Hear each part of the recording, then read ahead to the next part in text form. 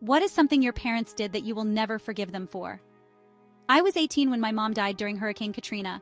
My parents had gone out to get supplies last minute, and Dad asked Mom to join him because he didn't want to go alone. An hour later, still gone, news of the hurricane's landfall left me frantic, and I kept calling them, but no answer. Days later, Dad returned home alone, crying and saying that Mom was trapped in the car. My little brothers and I were devastated. Years later, I discovered the horrifying truth. My dad had $30,000 in gambling debt and owed money to dangerous people.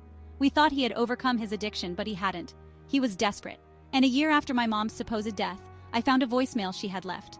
In it, she said she was trapped in the car and that Dad had gone to get help. A second voicemail where she pleaded for help, saying Dad never came back. I knew then that my dad had abandoned her on purpose. My mom had a life insurance policy worth $90,000, which my dad immediately claimed. He used the money to fuel his gambling habit. He eventually confessed everything to us while drunk. My brothers and I left that night to live with our grandparents. Our grandparents called the insurance company to report the fraud. After an investigation, my dad was sentenced to 20 years in prison for fraud.